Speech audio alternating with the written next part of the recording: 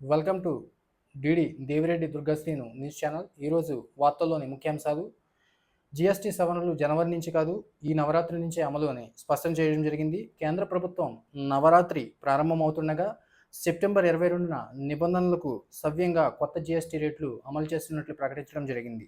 దీని ఫలితంగా గృహోపకరణంలో వాడే వస్తువులు, వాహనాలు, ఆరోగ్య బీమా ఇవన్నీ కూడా మరింత చౌకగా అందుబాటులోకి వస్తాయని కేంద్ర మంత్రివర్గం స్పష్టంగా వివరించడం జరిగింది.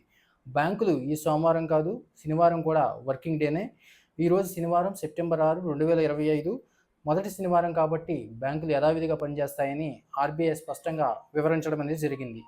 రాజస్థాన్ గిరిజనులు పాఠశాలకు కొత్త భవనం అనేది నిర్మాణానికి అక్కడి ప్రభుత్వం 1.8 కోట్ల నిధిని కొత్త పాఠశాల నిర్మాణానికి ప్రకటించడం జరిగింది. దీనిలో భాగంగా అక్కడ రైతు మోసింగ్ తన 2 గదుల ఇళ్లని పాఠశాల నిర్మాణానికి విరాళంగా ప్రకటించాడు.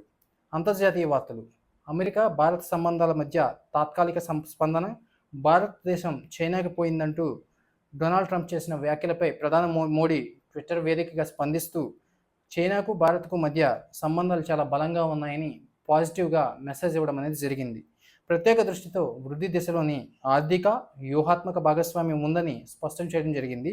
సైమా 2025 రెండవ రోజు తమిళ్ మరియు మలయాళ సినిమాలకు అవార్డులు. దుబాయ్లో జరుగుతున్న 13వ సౌత్ ఇండియన్ ఇంటర్నేషనల్ మూవీ అవార్డ్స్లో భాగంగా రెండవ రోజు సెప్టెంబర్ 6న తమిళ్ మరియు మలయాళ వెర్షన్లో ఉత్తమ చిత్రాలు, నటనకు అవార్డులు ప్రకటించబోతున్నారు.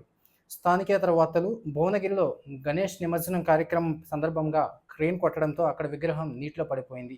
కాకపోతే భక్తులకు ఎలాంటి ప్రాణాపాయం లేకుండా సురక్షితంగా బయటపడ్డారు. కానీ అక్కడి భక్తుల్లో ప్రాణాపాయం అనే భయాన్ని ఆ మనసులో నాటుకుపోవడం జరిగింది.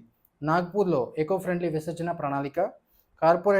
నాగ్పూర్ కార్పొరేషన్ పరిధిలోని 216 చోట్ల 419 మెగా ట్యాంకులను ఏర్పాటు చేయడం జరిగింది. గోరేవాడ, పోలీస్ లైన్, టాక్సీ వంటి ప్రాంతాల్లో పెద్ద విగ్రహాల కోసం ప్రత్యేక ట్యాంకులు, క్రేన్లు, అదేవిధంగా లైటింగ్ వంటివి ఏర్పాటు చేయడం జరిగింది.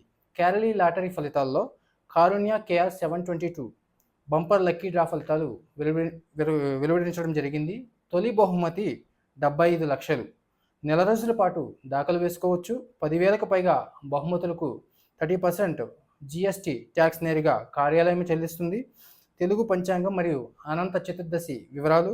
ఈరోజు ధనిష్ట నక్షత్రంలో శుభ మరియు రాహు సమయాల గురించి సమాచారం ఉంది. అనంత చతుర్దశి కూడా సెప్టెంబర్ 6న జరుపుకుంటున్నారు. శుభకార్యాల కోసం ఈ సమయాలు ఉపయోగపడతాయని పంచాంగ సూచన. ఈ రోజుతో ఇక్కడి వార్తలు సమాప్తం. రేపటి వార్తల కోసం వేచి చూస్తూ ఉండండి డిడి న్యూస్ ఛానల్.